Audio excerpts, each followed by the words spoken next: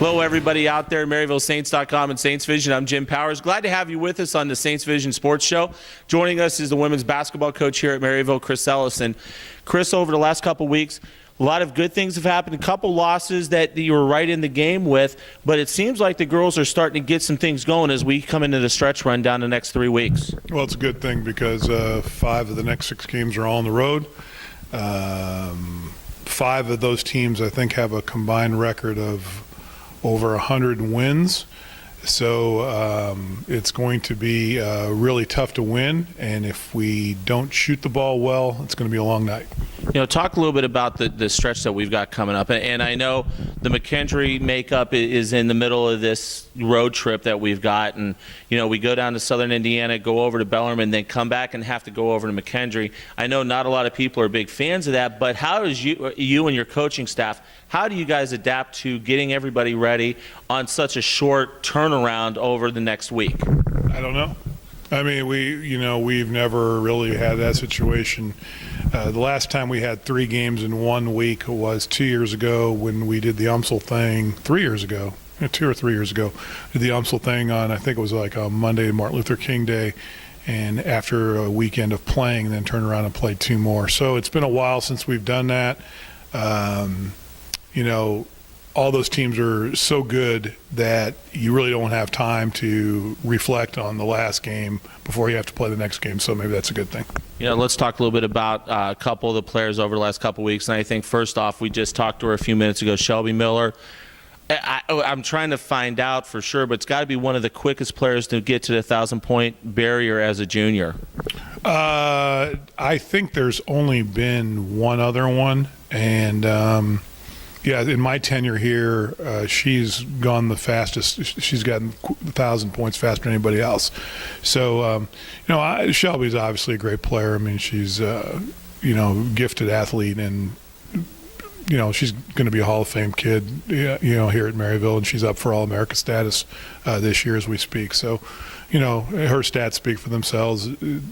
Her ability to just get her shot off the dribble or just off, the pass is pretty unbelievable. And once she gets on track, she's pretty hard to stop. But we're going to need contributions from everybody, and we're getting some great defense and rebounding from Erica Lorton. We're getting some play off the bench from Brittany Fish. Brittany's coming around. I would say that Rita has been very, very solid, no question, and Joanne is playing to her capability of getting there. So, we're slowly but surely chipping away at it. That was the one thing that I was just going to talk about was the bench. You've got Alex coming off the bench, that's second leading scorer on the team. Erica has really rounded into this year, really showing what she's capable of doing and coming off the bench and doing some great things. Brittany Fish is doing some fantastic things. I mean, the bench play has really been solid over the last 3 weeks. It has, and all those kids that you mentioned have been very, very good. And Bree Baker had probably her best game of the season against St. Joe. I think she was 3 for 3 and 2 for 2 from the line and hit a big 3. These are the kind of things that we've been looking for these kids to be doing all year.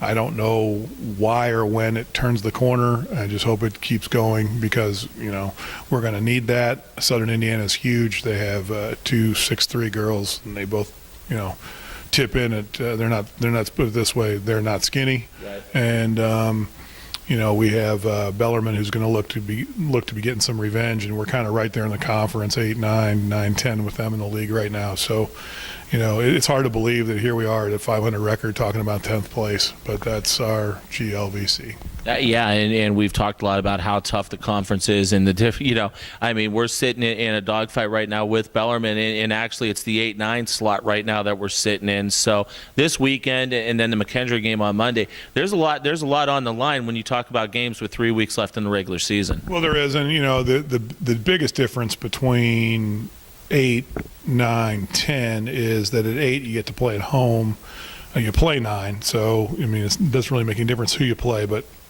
where you play makes a big difference.